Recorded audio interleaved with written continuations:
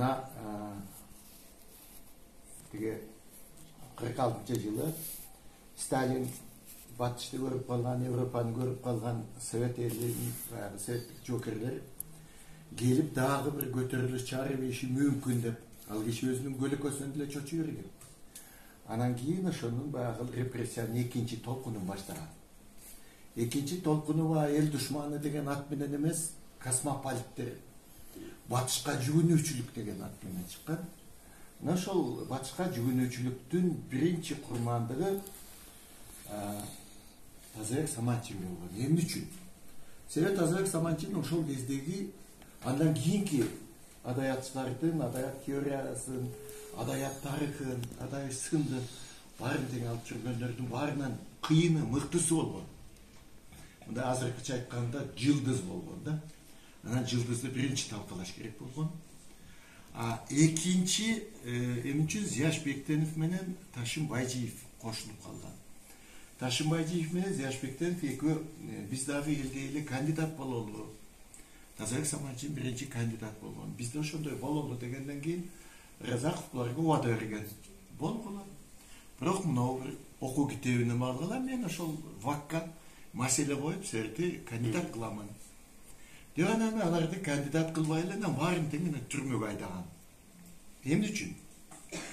Анткени Москвадан план келген. Bir kosmopolit табыш керек. Жөн космополит эмес, белгилүү космополитти бирөө эмес, экөө эмес, үчөө эмес, көптү. Жана Гүлзат айтып атпайбы? Жана Тукайга Киликов деген баары чогуу алган, анан бул Кыргызстанда. Анан Ташим Байжиев бул Ташим Байжиев дагы, Зияш Бектенов дагы, Тазабек Саманчин булар үчөө тең чынында кыйын болушкан. Баардык жагынан. Таланты жагынан, илимпоздугу жагынан. Анан кийин алардын ичинен өтө кыйыны албетте Тазабек Саманчин болгон. Эмне үчүн дегенде бул жанагы адаят деген өзү мындай жалпы аталганы менен бул өзү үчкө бөлүнүп кетет. Адаят теориясы дейт, адаят тарыхы дейт, адаят сын. Анан ушул адаят теориясына биринчи бороз салган Тазабек Саманчин болуп атат. Адаят кандай түргө бөлүнөт? Анын табияты кандай болот? Мына ошону илимий теорияга салып жазып чыккан. Ал деңгээлге кыргыздын адаятчылары кийин 70, 80, 90, 2000 жылда жете элек көбү. Ал киши ошол кезде эле жетип алган. Анан бул Тазабек Саманчиндин дагы бир мыктылыгы бул киши баягы өрнөктүү текстти көрсөткөн. Текст кандай жазыш керек деп. Раматылык Салжан Жигитов Тазабек Саманчин жөнүндө өзүнчө бир изилдөө эмгегин жазып, анан ошондо таң калып атат. Ошол кезде кантип жетип алган? 30-njy жылдары, 40-njy, 50-njy жылдары. Анткени бул өзү табияты, мындай табиятынан ошондой жаралган киши болгон. Сергек сезим туюмга, сергек акыл эске. Анан ошол өз мезгилиндеги эң билимдүү интеллигенттин өкүлү болуп атпайбы? Билим жагынан бул Касым Тыныстантан кем калбаган киши болгон. Зияш Бектенов да ошондой киши. Мына Зияш Бектенов дагы Ташим Байжиев каза болуп калды. Ошо жанагы эменин Акмал Икрамов деген Өзбектин чоң бир белгилүү эмеси, коомдук ишмери болгон. Цыганын эмеси, катчысы болгон. Ошол Акмал Икрамовдун эмеси, баласы. Ал дагы кошо түрмөгө түшкөн.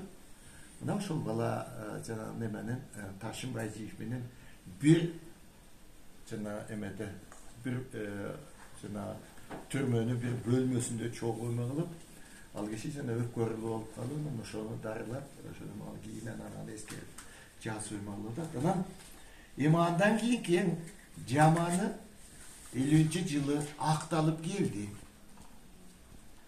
Акталып келгенден кийин анан бул кишиге кызмат бербей, үй камагына салып, андан кийин жанагы институт педагогиканын бир кичинекей бөлүмүнө отургузуп, макалаларын гезит журналдарга чыгарбай, жазгандарын эчтеке кылбай, өлөр өлгөнчө ошону кысмакка алып жүрдүм да.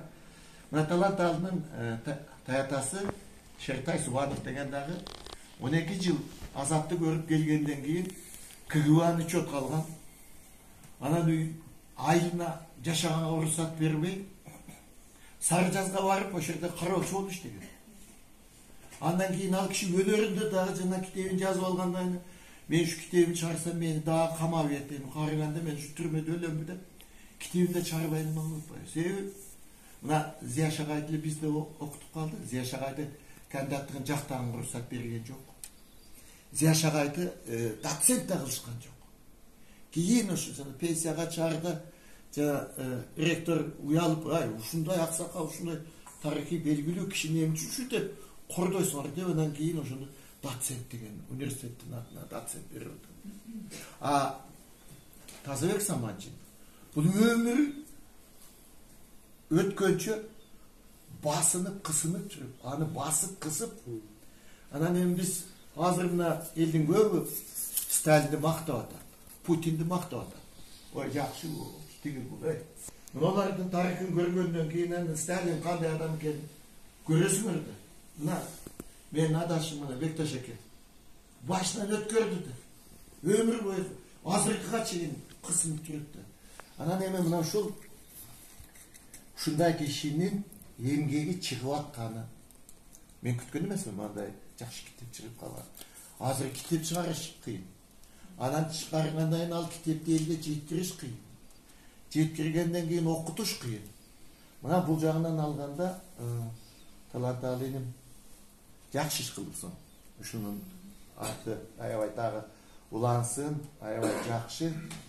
Мен мына репрессия курмандыктары жөнүндө жазып жүрүп, өзүм дагы аябай бир мындай кейикчел киши болуп калдым. Давлением көтөрүлдү. Себеп дегенде ар бир эмесин баягы тагдырын алганда ушу күйүп бышып ошону ойлонуп аласың. Мына маселен Сатыбалдын Аматовдун үйүнөн кууп чыгышканда, ноябрда алып келип туруп камап, кичинекей кызы бар экен, эшикке чыгарып коюшкан. Жамгыр жаап атат ноябрда, суук. Анан туугандары эч ким үйүнө киргизбейт, коркот. Ой, бизди эме кылып койду деп. Себеби өзүнүн көлөкөсүнөн коркуп калган дейт. Анан ошондой тагдырларды, ошондой эмелерди алып биз эскеришибиз керек. Кыргызстанда эскербей атабыз. Мына репрессиянын курмандыгы болгондор калк санына караганда Кыргызстан эң кичинекей. Бирок калкы бизден көп, Тажикстандан, Өзбекстандан бизде репрессиялангандар көп болуп атат. Эмне үчүн?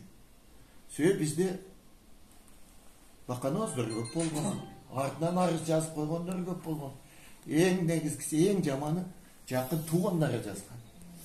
Мени себеби эртеңки күнү эмне үчүн айтпай койдуң деп. Ошондой статья бар болчу. Кылмыш бол электе эле аны жашыргандыгы үчүн камалып кетчү. Ошондой статья бар. 58 статья албымды, жумшак статья. Ал кылмыш бол электе эле сен эмне үчүн жашырдың деп туруп, кылмышка тиешеси жок эле кишини алып барып камап койгон. Мына ошондой болгон. Анан мына бул китепти көрүп алып мен аябай сүйүнүп атам. Дагы ушул иш уланып атат дегенде болуп атам. Себеп дегенде билесиздер эми биздин Улуттук илимдер академиясында мурдагыдай басмаканасы жок, китептер чыкпай калды. Анан анын үстүнө бизде мына репрессия темасын белгилүү бир 2-3 тарыхчы өзүнө эме кылып алат экен. Энчилеп алат экен. Башка өз деле келбейт экен, себеби бул энчилеп калды дейт экен. Тарыхчылар аз экен. 5 манжа менен санаса болот. Ар биринин өзүнүн темасы бар, андан ары чыкпайт. Анан ушуну менен репрессия бизде унутулуп калды. Мына Россияда мемориал деген бир жакшы ушуну изилдеген коомдук уюм бар, аны да жаап салышты. Анын өзүнүн сайты бар, алар да жок болду. Бизде эми сайт дебей эле коелу. Мына Кудай шүгүр эсимде болуп атат, бирок эсим жалгызын эсине жетишет. 4-5 кыз. Башка жок. Анан эми репрессияны бизде Жумагылбай деле изилдеп жүрөт. Ага чейин жана Бегали изилдеп ал өтүп кетти. Мына эми жок. Жаңы эмелер чыкпайт, себеп дегенде азыр эч ким мындай баш ооруткусу келбейт. Көчүгүн талтып архивде отургусу келбейт. Мындай даяр текст алып туруп, тезирээк кандидат, тезирээк доктор болгусу келип кетет. Андайлар көп, чыныгы или пост аз.